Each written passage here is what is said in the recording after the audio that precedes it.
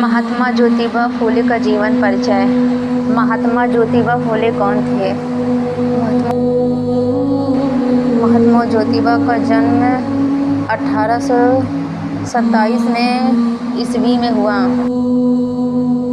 1 वर्ष की अवस्था में ही मां के मरने पर दाई सगुणाबाई ने मातृवत इनका पालन किया। 7 वर्ष की अवस्था में इन्होंने घर में ही पढ़ना शुरू किया। इनकी प्रतिभा को पहचान कर विद्वान गफ्फार बेग और फादर लिजीट साहब ने इन्हें स्कूल भिजवाया। ये स्कूल में सदा प्रथम आते रहे।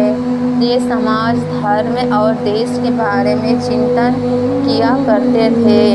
गुलामी से इन्हें नफरत होती थी। समाज में वर्ग भेद था और दलितों व स्त्रियों की दशा अच्छी नहीं थी।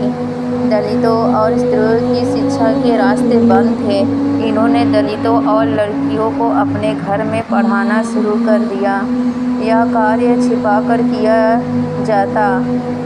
समर्थक बढ़ने पर इन्होंने खुलेआम स्कूल चलाना शुरू कर दिया।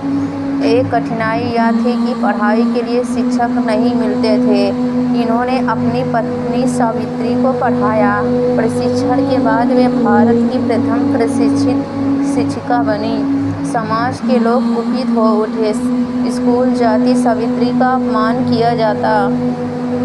लोगों ने ज्योतिबा को समाज से बहिष्कृत करने की धमकी दी।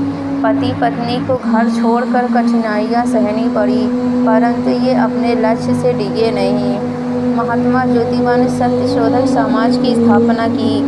यह अन्य संगठनों से भिन्न था। यह सारे महाराष्ट्र में फैल गया।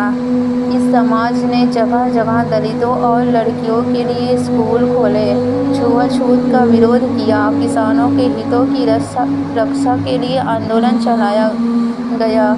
इनके संघर्ष के कारण सरकार ने एग्रीकल्चर एक्ट पास किया। धर्मों, समाजों और परंपराओं के सत्य को उजागर करने के लिए इन्होंने तृतीय रत्न, छत्रपति शिवाजी, ब्राह्मणों का चातुर्य, किसान का कोड़ा, राजा भोसले का पखड़ा, अछूतों की कैफियत आदि पुस्तकें लिखी। सन 18 करने के लिए इन्होंने तृतीय रत्न, छत्रपति शिवाजी, ब्राह्मणों का चातुर्य, किसान का कोड़ा, राजा भोसले का पखड़ा, अछूतों की कैफियत आदि पुस्तकें लिखी।